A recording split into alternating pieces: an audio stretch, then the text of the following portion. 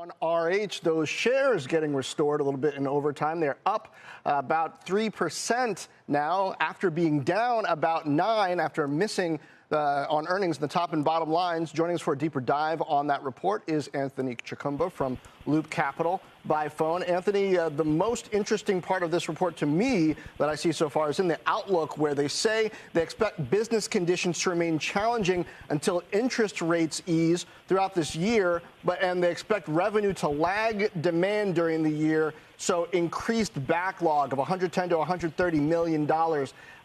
What in that, if anything, would traders after hours be finding encouraging? So I think that what they're finding encouraging is the fact that they are talking about the fact that they expect results to improve sequentially as the year goes on.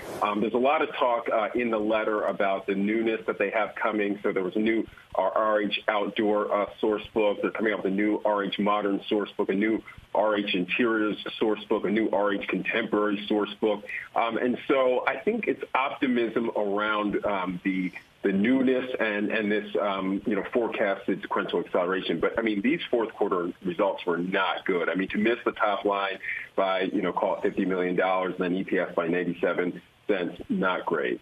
This reminds me of the fixed income market, Anthony, in a way, because it's the prospect of things not getting a lot worse because rates have probably peaked. That idea that's good news.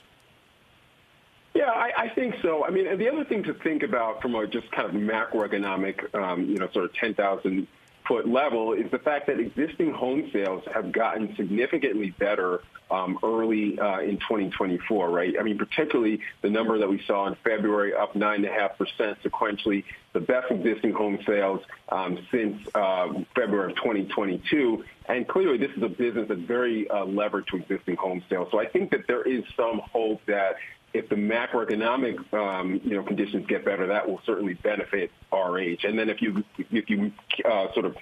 marry that with the newness, it could set up well, particularly as you get into the back half of 2024. Yeah, I mean, along those lines, you have a CEO at RH who has not been known to, or has been known, not been known to mince words, and has come out very strong with some of his commentary in the past about the macro.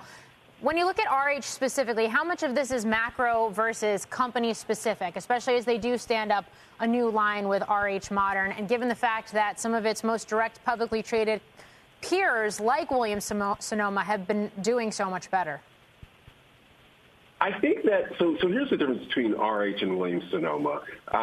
Williams-Sonoma is definitely levered to the overall housing market. RH is more levered to the high-end housing market, right? And so, that's a difference. The other thing is that, to some extent, Williams-Sonoma is doing a lot of things that RH already did that were very successful for them. So the most notable one of those being the fact that they have pulled back on site-wide promotions, right? And so they're selling more at full price. If you remember, RH did that years ago when they went with the RH Members program and essentially, eliminated discounting at that time. Okay.